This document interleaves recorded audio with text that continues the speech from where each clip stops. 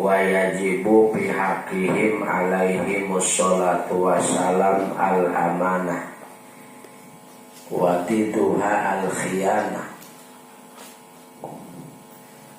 Anu dipimaksud ku eta kaul wajib ditekankeun di antara sifat-sifat para rasul. Anu kadua,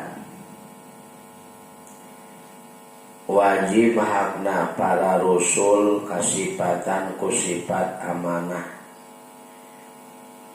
Anu dimaksud wajib di dieu wajib ceuk akal, kaharti ku akal gorizi kana yen para rasul kasifatan ku sifat amanah.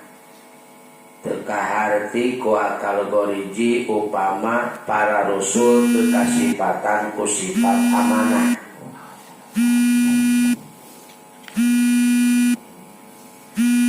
Pandangan hukum syara kana wajib akli amanah di para rasul kahiji,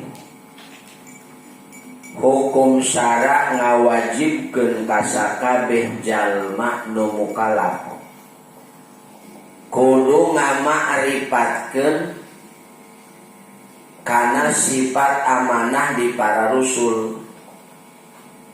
Kalayan resiko sah imanah jalma nu ngama'rifatkeun kana yen para rasul kasifatan ku sifat amanah, tur bakal diganjar eta jalma ku iman aku ma'rifatna.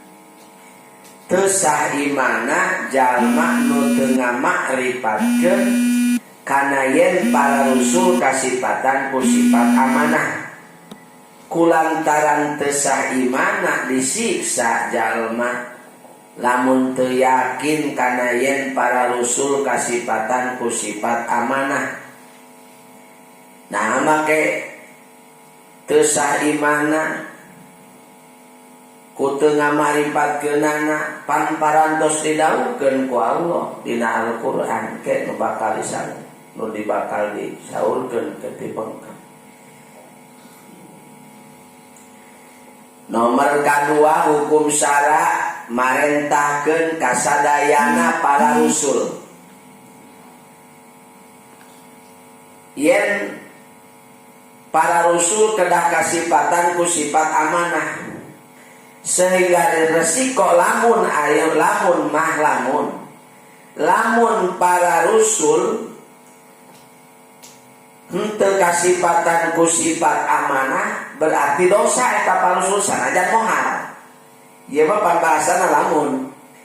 Jadi hukum syara ngawajibkeun supaya para rasul kasifatan ku sifat amanah, sehingga lamun aya para rasul teu kasifatan ku sifat amanah,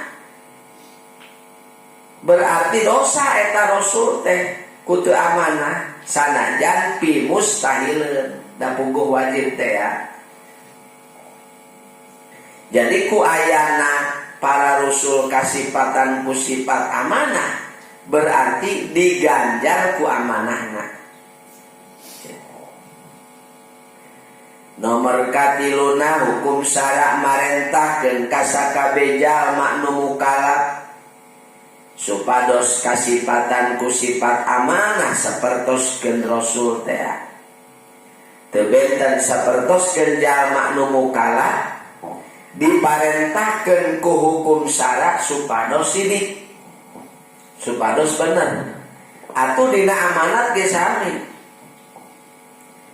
Jalma mukallaf supados amanah, sehingga dina Al-Qur'an disebutkeun kabura maqtan indallahi an taqulu ma la taf'alun. Kacida benduna Allah yen ngaromong marane kabeh kana naon bae perkara anu teu migawe marane kabeh.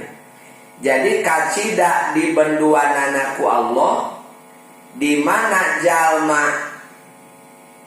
ngararobrol tapi eta obrolan teh teu dipigawe ku dirina, taya termasuk kana yen sadaya jalma anu mukallaf wajib nuturkeun atanapi wajib kedah amanah.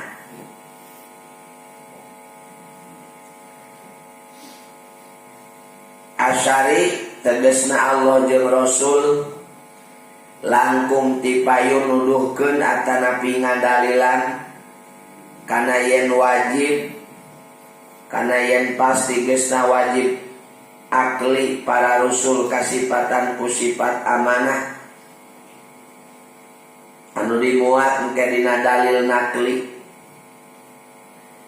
Ngan ayeuna nguningakeun heula nu kumaha ngaran amanah. Amanah teh aya 3, aya amanah atanapi amanat ceuk tauhid, aya amanat ceuk fikih, aya amanat ceuk lugot.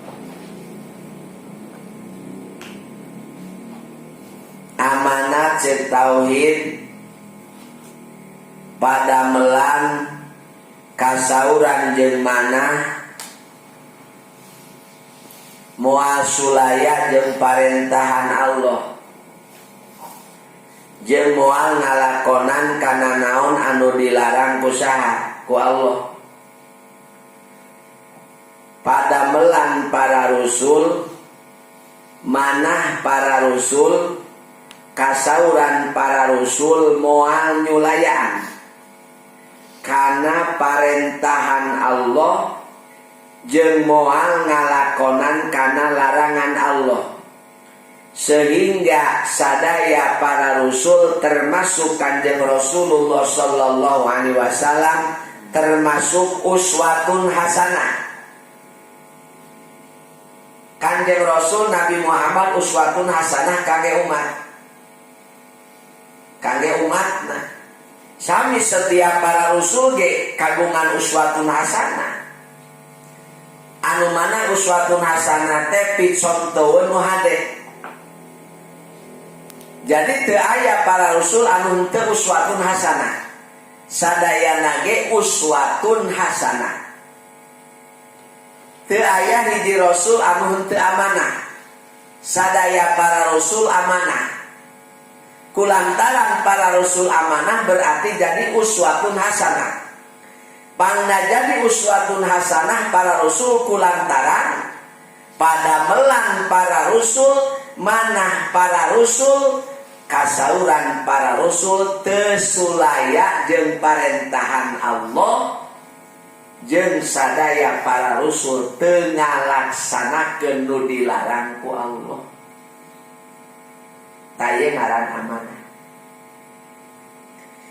Jadi lamun urang ngalaksanakeun parentahan Allah jeung parentah Rasul, ngajauhan larangan Allah jeung larangan Rasul, berarti urang teh tos amanah.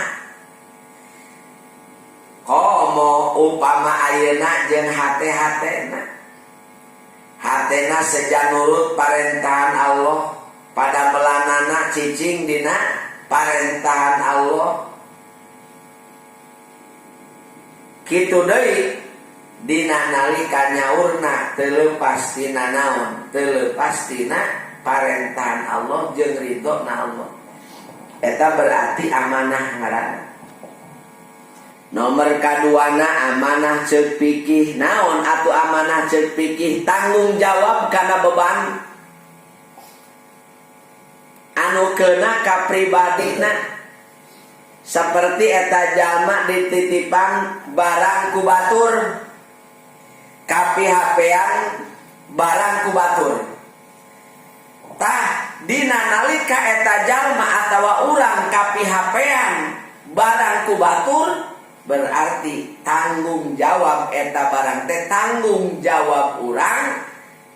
Sabada tanggung jawab urang di mana batur nanyakeun teh tuluy eta barangna dipulangkeun deui dibikeun deui kanu bogana. Eta berarti amanah ceuk naon?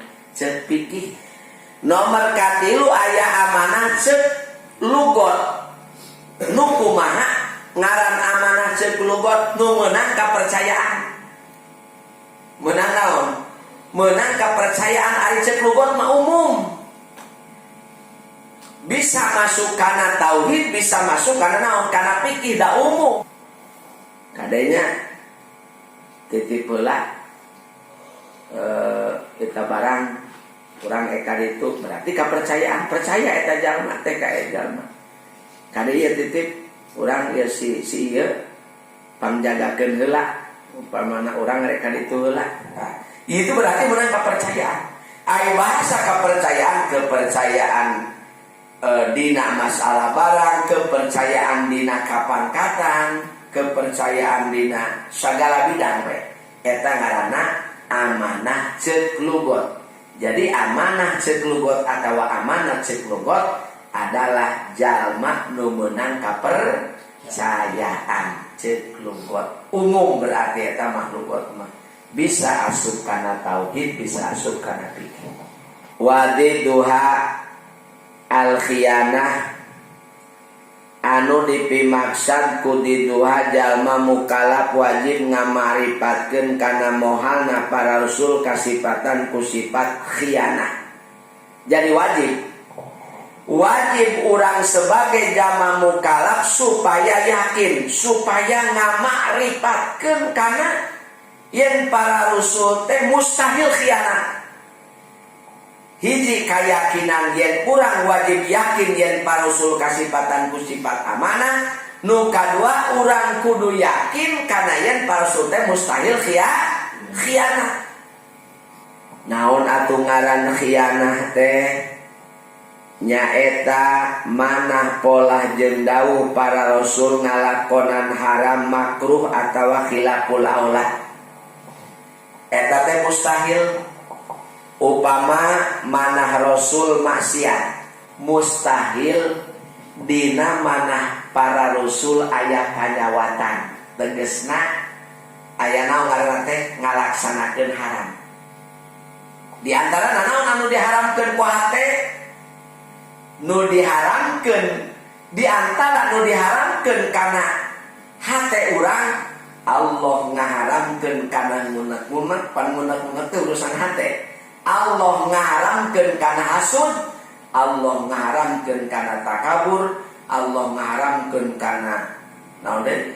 Kana musyrik hate. Taya di antara tah mustahil para rasul mah aya unek-unek. Mustahil para rasul takabur, mustahil para rasul hasud alias ngarep-ngarep nikmat anu aya di batur dileungitkeun. Teu aya di para rasul mah. Jadi bersih manah sada para rasul bersih manahna tina panyakit.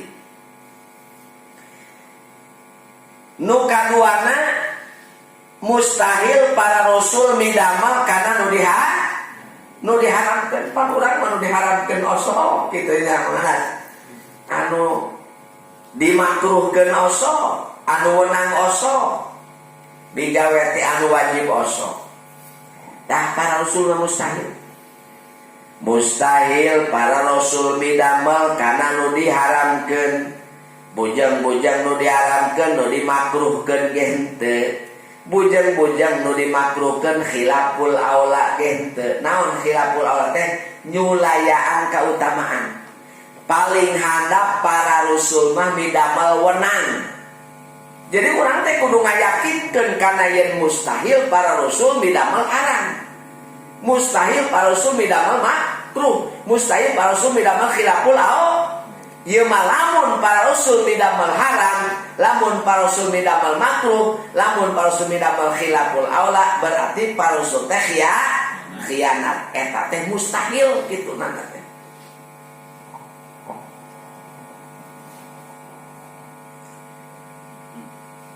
Paling handap pada melan rasul mah mubah ceuk urang. Dapikeun para rasul mah anu mubah teh eta teh henteu janten mubah tapi janten wajib aridi ka para rasul mah. Matak pantes geuning model netepan tahajud netepan sunnahna naon ge eta teh jadi wajib aridi ka para rasul mah. Margi nuju masihan piconteueun kana yen eta perkara teh naon mubah. Pami para rasul tuang upama rasul ngaleueut tah berarti ku tuang na nu halal ku ngaleueut na nu halal teh eta teh jadi wajib ari di ka para rasul mah. Naon sababna? Sabab anjeunna nyontohan tah ieu nu kedah dituang teh ieu nu kedah dileueut teh ieu nya kitu deui. Benduna para rasul eta teh jadi haram. Nah osok para rasul bendu muhun osok ngan benduna teh jadi haram. Beda deui jeung ambek urang mah jadi haram terkadang. Naon margina geuning para rasul benduna teh jadi haram? Lantaran benduna para rasul demi karidoan Allah Subhanahu wa taala berarti benduna jadi hak. Mata kaya bahasa teh di mana cinta-cintana di jalan Allah, di mana benduna ge di jalan Allah. Ya, memang pada hukum asal ngaran ambek teh teh haram hukum asal. Haram soteh lamun sanes dina ridona Allah. Tapi bendu lamun dina jalan ridho Allah seperti benduna atanapi ambekna kolot kanu jadi budak di mana budak teu daek bae ditita salat tuluy ambek berarti ambekna bi mardotillah ambekna dina ridona Allah taala. Para rasul kagungan sifat amanah teh sanes parantos diangkat janten rasul bae. Sanajan teu acan diangkat janten rasul ge tos amanah. Nabi Muhammad nuju alit keneh parantos amanah. Pada diangkat jadi rasulna Nabi Muhammad di usia sabaraha? 40 tahun nya. Jadi sebelum 40 tahun dikawin alit parantos amanah para rasulna. Nabi Musa mempunyai sifat amanah di alitna keneh. Nabi Isa sami kagungan sifat amanah di alitna keneh.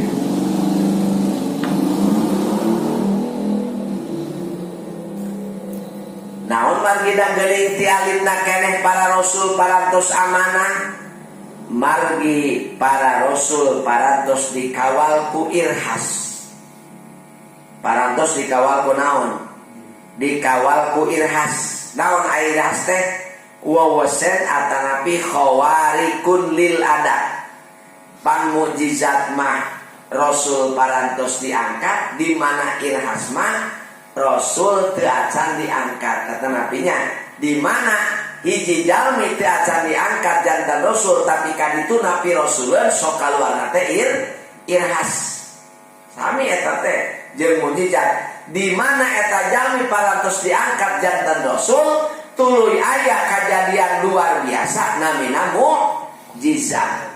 Sifat amanah di rasul sanes para rasul tos diangkat bae sanajan para rasul teu acan diangkat janten rasul ge tetep para rasul parantos kasifatan ku sifat amanah. Naon sababna? Sabab sadaya para rasul dikawin alit aya dina pengawalan Allah, bahkan alit diapingna teh ku irhas.